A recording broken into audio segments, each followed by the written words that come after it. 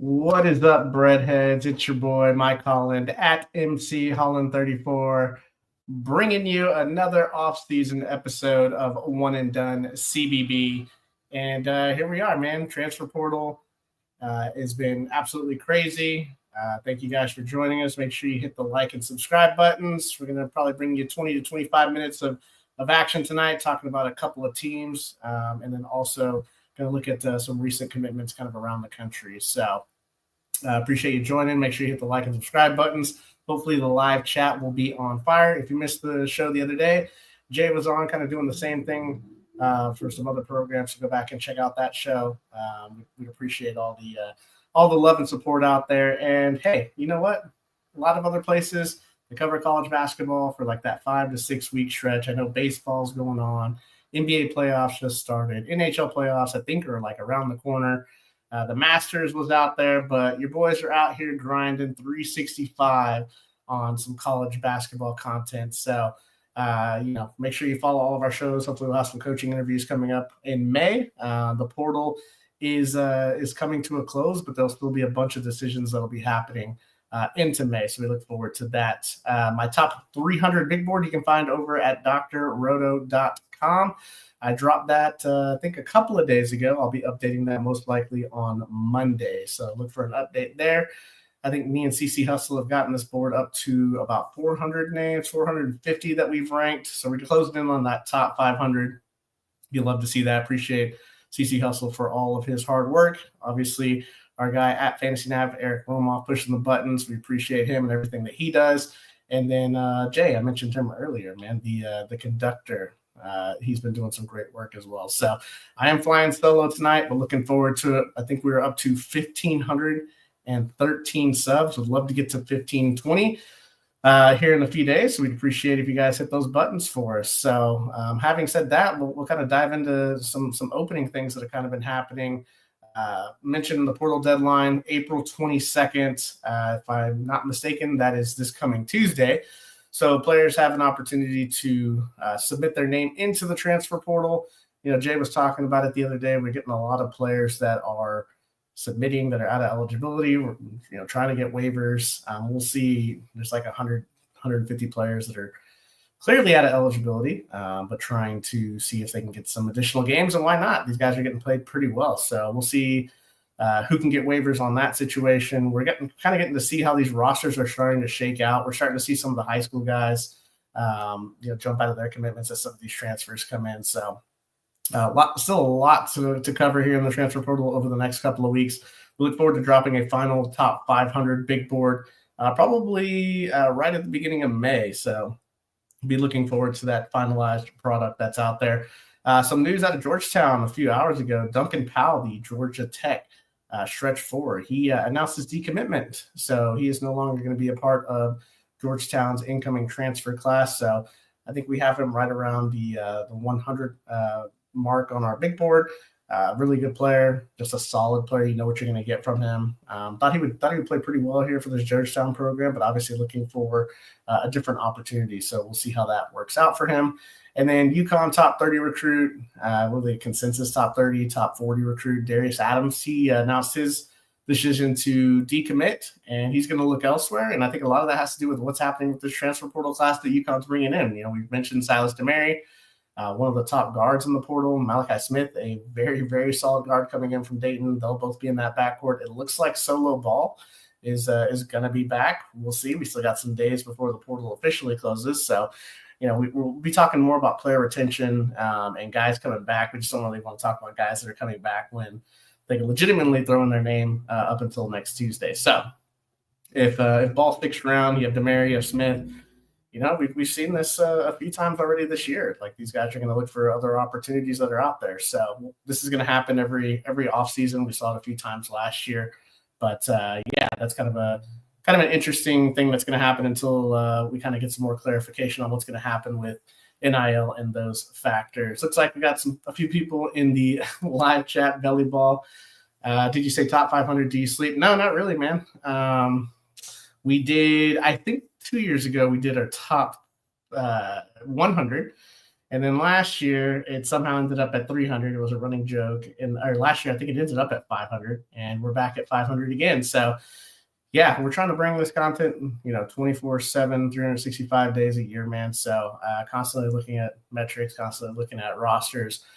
Pretty soon, me and Nate are going to switch from a top 500 big board to filling out all of the metrics on 364 teams. So 363, I believe. I think we had a team move out of D1. So we're looking forward to doing that. We spend all of our summer doing that, but that preps us for all the content that we do during the year, not just DFS, but you're going to be doing more shows just about the college basketball landscape. And Peanut Butter Posse, of course, appreciate you diving in here. Looks like one more piece for old Pope here. So we'll be talking too much Kentucky, but we're going to do some recaps with kind of probably by conference or by teams that kind of won the portal. We usually do a couple of shows like that, kind of finalizing the transfer portal. But yeah, having said that, guys, before we jump into these 2-team spotlight, just make sure you hit the like and subscribe buttons. We appreciate everything that's out there. And let's dive into some ACC news here, at least the transfer portal class out of Wake Forest. I want to talk a little Demon Deacons, or as Jay says, the Fighting Tim Duncans here. They've got an interesting portal class that's coming in. So highest rated player we have on our board is number 87. That's Nate Calmese out of Washington State. He's the guard. Also, they have Makai Mason coming in from Washington. He's at 116 on our big board. Cooper Schweiger, the Valparaiso big, he's at 141. Then Miles Colvin rounds it out at number 240, the guard from Purdue. So a lot of talent out the door for Wake Forest. Just looking at what Coach Forbes has done there, I think it's been pretty good. And now he's got them on the cusp of an NCAA tournament bid the last 4 years. They just haven't won that game that they need to kind of get them in, early in March or late in February. So, in his 5 years at the helm, Wake's won 20-plus games in 3 of those years, and they're coming off a back-to-back 21-win season. So a lot of that success has to do with the guards that he's been able to bring in on a yearly basis. Obviously, Hunter Salas, Cam Hildreth, have been the focal point of their offense for the past couple of years, and defense. They had Alondis Williams, Kevin Miller was there. So Forbes has done a really good job with his guards. Jay and I talked about Makai Mason the other day when he made his commitment from Washington. And yesterday, Nate Calmese announced his decision to join the backcourt. So I think these two are really going to fit well together. Calmese is this rim pressuring guard. He shot nearly 60% at the rim, and that's with the 51% of his attempts came from the rim. So he's able to get to the basket. He's able to finish. He's able to create open looks for his teammates, which is why he has a 29% assist rate on the year last year. Not great shooting off the dribble, and he's really struggled with this outside shot. He's been sub 30% in 3 of the last 2 years. But he's able to get downhill, and if he's able to find those teammates, obviously going to be a successful player here. He does need to improve that outside shot. Even something of a 2 to 3% positive regression would really make a difference here. And I think Makai Mason's going to be an awesome fit next to him. Mason, 94th percentile in catch and shoot. This guy is wired to get buckets. At 6'5", he can play either the 2 or the 3. He kind of got lost at Washington. There's a lot of guards there that were kind of rotating, but I thought overall he had a pretty solid year. He shot 40% from 3. Wake was 359th in the country, so bottom 5 in the country in three-point percentage last year. They almost made the tournament being a bottom 5 three-point shooting team. So that just kind of tells you, if they're able to just get a little bit more out of that department, then they should be, making some noise a little bit late deeper into March. So I think this opportunity that Mason's going to have, the guards that Forbes likes to run out there, they play 30 to 35 minutes. I think he's going to get that bigger role that he had at Rice. You worry defensively with these two guys. They're not known as defensive stalwarts, so they need to be effective offensively because they are going to give up some points. Miles Colvin obviously joined in this class. Interesting fit here. I think he will fit in pretty nicely. Nearly half of his attempts last year were spot-up looks, and obviously that's because Braden Smith was the point guard there. So just find your spot and take your open shot when he gets it to you. He was not an elite three-point shooter his freshman year, only 31% from 3, so that's definitely got to improve. But the fact that 50% of his role essentially was spot-up shooting kind of makes you confident that he was kind of working on that in his game, and you have a point guard like Calmese and a wired scorer like Mason that you can bring that up a couple of percentage points there. But He really showed he could finish at the rim, 61% at the rim. You like that from a guard. Also a really strong defensive presence. So unlike Cal Mason we just profiled, like he's a little bit bigger, stronger on the defensive end. I think the piece and the wild card for Coach Forbes here is going to be Schweiger. Yes, he had a solid year at Valparaiso, but you kind of look at the fit. It's interesting. He's kind of a post-up big that will stretch the floor, can stretch the floor.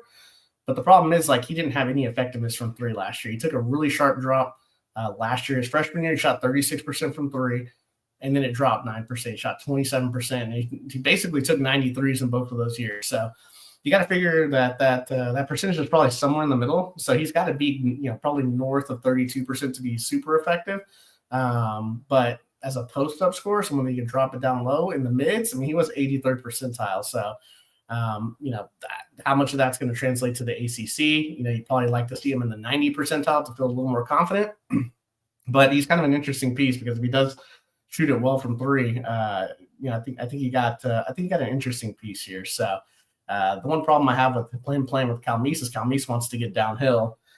You need a guy that's going to either pop and hit the three, or you need somebody that's going to roll and finish. And he was only 60th percentile in the roll in the pop man finishing. So he's going to have to improve in that. I don't know how much of that's going to happen when you're going up to the ACC. So I just think Schweiger is definitely in the wild card. He's still a young player, right? He's only going into his third year here. So definitely interesting. I think this class overall, like, they've been challenging top five in the ACC every single year, just knocking on the door of getting into the tournament. So we'll see what they do with the rest of this roster, and we'll kind of talk about the retention piece. We'll see, obviously who stays. That's obviously going to be a big factor as well. Peanut Butter Posse jumping in the chat here saying, do you think the ACC will go back to getting 7 to 9 bids, or is the SEC too attractive to players? Yeah, that's a good question. A lot of that, we got to finish out the offseason, kind of see what these rosters look like. We expected Miami and Pitt to be a lot better than what they were last year. But you look at it, the ACC the last couple of years hasn't gotten that many bids into the tournament. So I think we do see them kind of get back to the 5 and 6 range. But a lot of that's going to be determined on what these other schools do. We know Duke, we know UNC, we know Louisville's going to be really good next year. So, who can get to that driver's seat for the 4, 5, and 6 spot? If I'm betting right now, I would say at least 5 teams. They got so many teams in the ACC now that not getting 5 in seems pretty disastrous. And they only got 3 in this year, and it wasn't pretty. So Duke obviously got to the Final Four, but Louisville got bowed out in the first round. So kind of an interesting year for the ACC overall. So make sure you guys hit those like and subscribe buttons. We're on our path to, as Jay would say, 40 fulfillion, bajillion, whatever he says.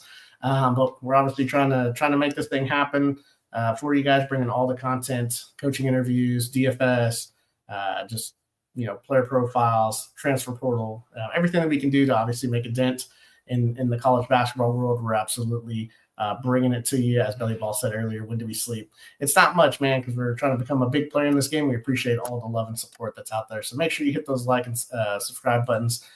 Yeah, NC State with Will Wade. Yeah, we'll profile NC State here over the next week or so and kind of what he's bringing in. Obviously, a couple of players from McNeese, but the guy wins everywhere he goes. So back in the ACC, right? This is the perfect opportunity, and I think a smash hire to get into this ACC right now. That's struggled over the last couple of years getting teams into the tournament.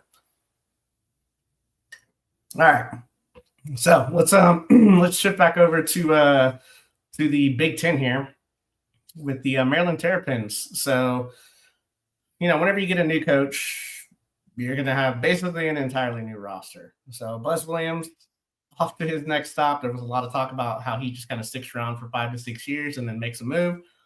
Well, that's what he did again. So this entire new roster that he's been building, it's kind of interesting. His teams have a certain style. They're going to be physical. They're going to crash the offensive glass. They're going to take, their time offensively. They're not going to be in a rush. I don't know that he's going to be able to get his full identity going there in year one. It's taken him a couple of years at Virginia Tech. The Aggies, it took a couple of years, but when it got there, it was basically, kind of that ground and pound type atmosphere that got teams into the tournament. So he has been successful. The longevity piece obviously hasn't been there for one school, but we'll see if maybe something changes here with Maryland.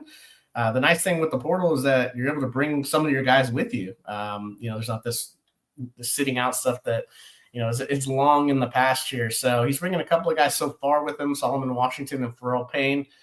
They both started games for him last year. Payne in particular is going to be a force on both ends of the floor. I just think that he's a really good pickup and kind of an underrated pickup. I have him ranked 130th. He might move up as we kind of update this, because when you look at his profile, like, he just kind of does the things that you need to get done in the paint. He was 78th in the country in 2-point percentage. He was 57th in the country in offensive rebounding percentage. He was 68th in shot blocking percentage.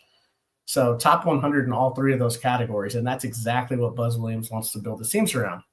He's not going to grab any headlines.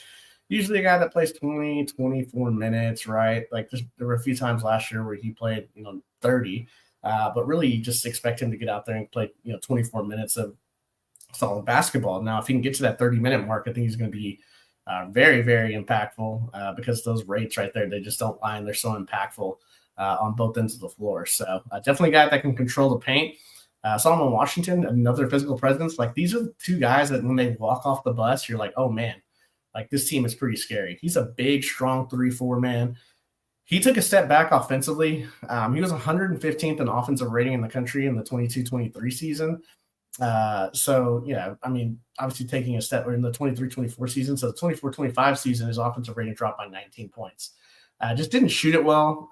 He's had open looks, teams would leave him open, just not able to hit the open three-pointer, especially from those corner shots. But he's an all-world defender. He was top 25 in the country in Evan Maya's DPBR rankings, which is probably the best individual ranking that's out there for defensive metrics. So he's going to lock down the opposing wings, switchability. He can play the four. So a very versatile piece defensively. If he gives you anything offensively, you're looking at a really, really solid addition here. I think the most interesting guy coming in, though, is Elijah Saunders. The Virginia coaching situation, the injuries, he wasn't as effective offensively as we had seen in the past, but I like his ability. He can play inside and out. Really effective as a spot-up shooter. He was 78th in percentile as a spot-up shooter last year. And Buzz's teams at Texas A&M, they could not shoot the three ball. That's one of the reasons why I never picked them to go very far in the tournament. You can't love teams where their effective field goal rate isn't great and they just can't shoot the three. So he was, Buzz was sub 240 all 6 years from the 3-point line. So, Elijah Saunders can give us some of that spot-up ability. He's got some ability to drive, some versatility on the defensive end. He's a really good, defender and a good rebounder. So I kind of like this ad, and the most intriguing. And then you have like this crazy backcourt that's being brought in here. Miles Rice, David Coit, Isaiah Watts. Like, this is about as interesting of a haul of a backcourt that you'll find anywhere in the country. I don't even know where you really start with this trio. They're all coming off down type years by what we either expected or what their standard was. Rice in particular, one of those guys you have a tough time figuring out. He had that really, really good freshman year at Washington State. Then he goes to Indiana. Mike Woodson obviously on the hot seat. The fit around him was not ideal for really any of those guys on that Indiana roster. What made him successful at Washington State was that he had the ability to really do damage downhill. So you need floor spacing around him. That's not really what you're finding. That's why I like Elijah Saunders to make a dent with this team. Knock with Rice last year was that he couldn't make a three. Well, he actually increased his 3-point percentage. And while he improved that, he actually went way down to the thing that made him a hot commodity the year before in the transfer portal, and that was finishing at the rim. He just could not finish at the rim. So, and he's not able to really create any offense off the dribble. At least he wasn't last year. So I don't know that Buzz's system is going to like unlock his ceiling or anything like that. So this will be like something I'm going to be watching for. Like, how does this backcourt figure it out together? And kind of like Rice, like Watts was a freshman the previous year at Washington State, and everyone was pretty excited heading into a sophomore year. And he stayed. He saw a pretty big role in David Riley's offense, which is like this up-tempo offense, let it fly from three. His turnovers went up, though. His efficiency was down. He had the hand injury in the middle of the year. I do like where he profiles defensively. He still shot it pretty good from deep, so I think there's some interesting bounce back, regression here for him. But of the three of these guys, I feel like he has probably the highest ceiling of all of them, at least within this Buzz Williams offense here. And then you have the Coit experiment from last year that Kansas tried. You take this high usage 5'11" guard from the mid-major ranks, and then you try to stick him in at Kansas. I thought he would really, really struggle, but he was able to actually produce a little bit. I mean, it was a 16 to 20-minute role. He's kind of in and out of the starting lineup. They couldn't figure out that thing at Kansas, but 5'11", he's still a pretty tough kid. He's not a complete cone defensively. Now, he could not finish at the rim in the Big 12. There was a huge drop in usage coming from Northern Illinois, but he was able to shoot 39% from three, and he was 93rd percentile in catch and shoot. So if he can give them any of that, at least from the catch and shoot perspective, and a 15 to 20-minute role, I think Buzz will probably take that. I mean, it can't be any worse than, Hayden Hafner. So you've got some comments diving in here as Eric's jumping in the chat here. Good luck with Miles Rice. Bye-bye. Yeah, that whole thing, pairing Renew with Ballo and then having Miles Rice, Cannon Carlisle, like that was just a recipe for disaster. They talked about all last season. It's like a pass disguised as a shot. Let's see. Peanut Butter Posse convinced missing threes off backboard, no rim was in Buzz's play. But yeah, just throw it off the rim, right? And go get it, because you have Payne in there, you have Solomon Washington in there, you have Henry Coleman in there, Anderson Garcia. I see what you're saying there, Peanut Butter. Absolutely, man. Big Ten, hide your children, hide your good players. Yeah, it is. It's a grind out. And this backcourt, I'm like, what is happening here? I'm going to kind of give him a pass to year one, though. So we'll see. It's taken him a couple of years, like at those two spots we just talked about, obviously coming in from Buzz's little man with Napoleon complex. He'll fit in great at Maryland. Yeah, there you go, G. Brooks, man. Appreciate you jumping in here. Looks like we're at 15 on the subs, so 2 more subs, man. Shout out to the breadheads that have subbed. Like I said, maybe we get to 15-20 before the end of the show here. That'd be absolutely spectacular, though. But yeah, Buzz Williams and this Maryland deal, it's going to be interesting. This roster is already shaping up to kind of be all over the place, and we'll see how this thing finishes out and what it looks like when it comes to November. And yeah, it should be a lot of fun to kind of cover that story as it goes. Make sure you hit the like and subscribe buttons. Like I said, we're bringing you portal content all off season here. We're going to be doing some high school recruiting stuff, incoming high school players. How they fit, roster retention, coaching interviews, all that stuff coming to you this off season. I believe maybe not tomorrow, maybe Monday, either Monday or Sunday. We'll see if we go tomorrow. But me and Jay will probably be back together, breaking down a few more teams, talking about some portal entrants as we wind down the portal clock here to April 22nd.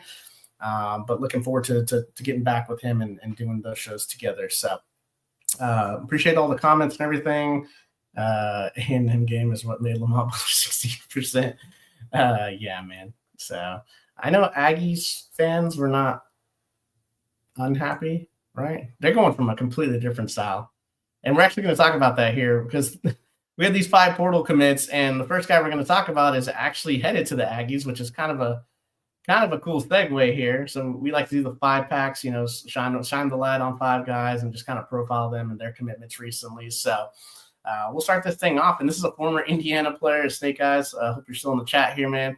Mackenzie Mbako, the former 5-star forward out of Indiana, 6'9", 220. He's going to A&M, and it's buckyball time in College Station, which is completely different from what we got of the last 6 years out of Buzz Williams. This is going to be high tempo, take a ton of shots, run a bunch of dudes out there. And Lanny Mbaka, I think this is huge for Coach McMillan. Like, I know he's had his struggles, but he's a former 5-star. He can score at all 3 levels. I didn't love the fit at Indiana. Thank God Liam McNeely didn't go there. There's a reason why he backed off his commitment. I think he saw what happened to Mbako his freshman year. I was actually kind of surprised Mbako stayed there with 2 paint-bound bigs there, and Renew and Ballo, and then some guards that can't shoot the 3. I just that whole thing was just kind of weird. But with Mbako coming over, playing in this buckyball, man, he's never had this caliber of player. So I absolutely like this pickup for Texas A&M. It's going to be weird to see them running up and down. Snake Eyes saying, yeah, of course, he'll be a superstar at A&M. I mean, this system, man, we're going to talk about a player here at the very end of this 5-pack right there, Trey Fort, who's actually coming out of the system. And we saw what he was able to do coming down from the SEC, and now all of a sudden putting up huge numbers in that system. And what's Mackenzie Mbako going to do? I think he's going to have a pretty good year for A&M. Next guy on the list here, number 126, Barrington Hargis on our big board from the guard from UC Riverside. He's 6 foot 195. He commits to Colorado. Felt like we haven't talked about the Buffaloes at all this offseason. Averaged 20 points per game, four assists, had over a steal. And it feels like this one kind of fell through the cracks of all the news reporting. Like there wasn't a lot of hoopla around it. Colorado in desperate need of talent influx and veterans. Like you look at this roster right now, what we've got is, more than half of it is freshmen. So they need somebody to come in here. They've done a pretty good job with their guard play over the past couple of years. That hasn't been as big of an issue as we've seen with some of the front court stuff that's been going on there. But a 2-to-1 assist to turnover ratio. He had 20 points against Oregon in the opener, 16 in the second game against BYU, 40 against UC San Diego, who is a really good tournament team. So yeah, I think there's a path to Hargis having a pretty good season. I don't think the offense is going to be a problem translating, but defensively, you look at Evan Maya's, DBPR at -1. That is not great. That's not going to get better going up against Big 12 guards at 6 foot. But if you can give them some offense, I think it's a pretty good trade-off if you put the right defensive pieces kind of around him for Colorado to try to have some success. Next on the list here, number 223, Kevin Overton, Texas Tech, 6'5", 200. He commits to Auburn. I actually like this. Really nice ad. There's not a lot of departures out of Auburn. Obviously, the graduation, Chad Baker-Mazara jumping in the transfer portal. So they're going to have an entirely new look roster. The big haul the last couple of times we talked about Auburn is that replenishing that front court, right? They got, the Keyshawn's, right? You got Keyshawn Murphy at Mississippi State, and we talked about in the Keyshawn Hall, one of the prizes of the transfer portal top 20 player, and then Murphy being a top 40 player. We get Overton, 223. He had a really good sophomore year at Tech, and this was a team that was minutes away. He had a solid role in a team that was minutes away from a Final Four. So more of an off-ball scoring wing. He's not going to set anybody up. He's there to kind of get his buckets. So I think this is a nice get for Coach Pearl. He has some experience, obviously, on a big stage. They want to reload. They don't want to rebuild. They want to reload. So I think he's going to be a solid piece for them. At number 259, you have Amir Ali, the forward from Arizona State, like forward wing. He's 6'8", 175. He's going to Mississippi State, and Mississippi State's a team that we're going to profile here within the next couple of days. So look, he was forced into a pretty big role with all of ASU's issues with injuries and just dudes leaving the program midseason. So he's going to this Mississippi State program that we just talked about. One of those guys, Keyshawn Murphy, he obviously headed out the door. Cam Matthews out of eligibility. Michael Nwoko transferred out. Like they're replenishing their entire front court, and they lost some of their wings too. So he's a young kid, pretty versatile. I think he's got some intriguing. Like he might not have the biggest impact this coming year, but I think he's an interesting upside piece if they're able to retain him over the next few years. I kind of like his size. He can shoot it a little bit, so I think if he gets into the right system too, it's kind of hard to judge just based on what Arizona State's been the last couple of years. Some of those guys get out of there. It may look a little bit differently, so he's definitely an interesting piece. And the last guy on the list here, one that I kind of teased earlier from Buckyball, Trey Ford, the guard from Stanford, 6'4", 200. He's going to Michigan State. And he averaged, nearly 15 points per game last year, and he's had an absolute journey of a career. He started at UT Martin as a freshman, started his career there. Didn't play much there. Then he missed a year. Then he went to Howard College, where he averaged 25 a game. Howard College is actually in here in Texas. Then he goes to Mississippi State. Not much of a role there, but flashed a little bit. But then he really found his groove. Down transfers to the mids, gets into Buckyball, plays really well. Man, he got it going last year. And I think this is kind of an underrated Tom Izzo get, right? He doesn't ask a lot, at least the last couple of years, right? He's been playing big rotations, things like that. And this is a guy he's going to be 24. So plenty of ups and downs in his career. This is like the type of player that Izzo gets the most out of, I feel like. He can score at all three levels. I think he's kind of sneaky. So I definitely kind of like this pickup for Michigan State, who's usually pretty quiet during portal season. As we wrap this up, jumping back into the chat here. Yeah, Johnny K was agreeing, intrigued by Hargis, was thinking he might be a good fit at Georgetown. He ends up at Colorado, probably got a pretty good penny to go there. Colorado probably the best last place team in the country. yeah, knocking West Virginia out of the tournament, causing well, I think obviously Indiana would have hired DeVries anyway, but yeah, kind of knocking West Virginia into that first four out there. Auburn back to the middle of the pack in the SEC. I mean, yeah, like there's no Janai Broome. Like you just basically lost everybody on that roster essentially. So, but you're bringing in two studs in the front court there, and then getting someone like Overton. We'll see. They're not done. Obviously, bringing in talent there. That'll be a team here in the next few weeks that we profile a little more aggressively as we start to get the full makeup of their roster. Snake's eyes, yeah. Yes, like the rest, absolutely, man. So, one more question: who makes the biggest improvement next season? LSU can be a top 25 team next year. Ooh, man. Yeah, I wouldn't beat up a posse, man. It's tough to say because I gotta see. One of the things that we do once we kind of go through the entire offseason content, if you look at fit, right? And we already kind of talk about fit as we start to put programs together. So, I kind of think now that I've thought about it, and we've talked to somebody in the ACC that can make a big jump is actually Syracuse. Like, I actually don't mind what they're doing there. I think they can make a nice jump into like the top 5 if kind of everything comes together for them. So I would put them on the potential improved list for sure. So kind of a team that I'm looking at there. But we'll do a show like that kind of profiles teams. I usually write an article on darkrotor.com that I pick one team from every single conference that I think is obviously not going to be expected to do anything. And it actually does something. So we'll do that.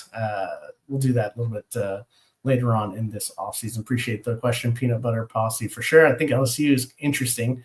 And I think Mac McMahon, like, he's got to do everything this year because the timer is ticking for him to get something done. But anytime you have a player like Deaton Thomas coming in, like that point guard position, we talked about it a few times. Like it was in need of an influx of somebody that could just hold it down. And Deaton Thomas is a guy that doesn't turn the ball over. You pretty much get consistency from him. They've been trying some mid-major guys there. It just hasn't really worked out. Markel Sutton's kind of an interesting piece. I don't know how big of a jump he's going to be able to make from Omaha, the Summit League, to SEC play. I think Michael Nwoko is going to make a little bit of a dent he's been in the SEC at Mississippi State. I think he's going to be a solid shot blocker. I'm not huge on like Max McKinnon, Rashard King. Like, these are mid guys that I've kind of cooled off. Coming of age sorts, right? Like you really have to be impactful in certain ways, and fit with some of these mid guys makes a lot of sense, and they got to be able to play defense. Otherwise, they're not going to be on the court in these Power 5 conferences. So sometimes it's whatever mid guys actually show up, like a John Tanji. Like, nobody had him as a potential Big 10 player of the year, and Tanji absolutely went bonkers, and that's why Wisconsin kind of had the season that they were going to have. So who's going to be a Tanji like player for somebody next year is going to make a huge difference out of the mid-majors. Otherwise, a lot of these mid-major guys, like smaller roles, you'll get the Jacoby Gillespie's that do a good job of transitioning, but obviously look at the talent that was around him this year. So anyway, before we go on too much longer of a rant here, I actually was looking at Thomas for my Johnnies. Yeah, Johnnies need a point guard, and the writing was on the wall for Simeon Wilcher to head out the door because you basically have a bunch of combo guards and wings. I need someone. I don't think there's anybody on the St. John's roster that has higher than a 10% assist rate. So got to get some facilitators in there. We'll see. I don't think Caden Lewis. Some talk that was going to potentially be St. John's. I don't think that's who St. John's needs. I think they need someone that is going to facilitate, and there's not a ton of point guards. We're going to see, though. There's going to be some guys. I thought PJ Haggerty would be kind of interesting, but he's more of a shoot-first point guard. You need a facilitator based on all the guys that you have on that roster right now. So, all right, we're pushing up on 35 minutes here, so make sure you guys hit the like and subscribe button. Hope everybody enjoyed the content. Make sure you go and check out everything else that we've been doing this off-season. We'll be bringing you plenty of shows the rest of the way here through the summer, trying to claw our way through the dog days of summer and back into November for some hoops. I think we're 190 something days away from some live game action, but plenty of things to talk about. Appreciate all the comments, all the love and support. Make sure you just hit those like and subscribe buttons, guys, and we'll be back. If not tomorrow, we'll be back on Monday and talking more transfer portal and fit, man. So definitely appreciate everything. As Jay would say, tell somebody you love them, and why don't we go get this bread? Thanks for stopping by the office. Get your fantasy prescription by subscribing to the channel and checking out drroto.com. And until the next visit, be well and take care.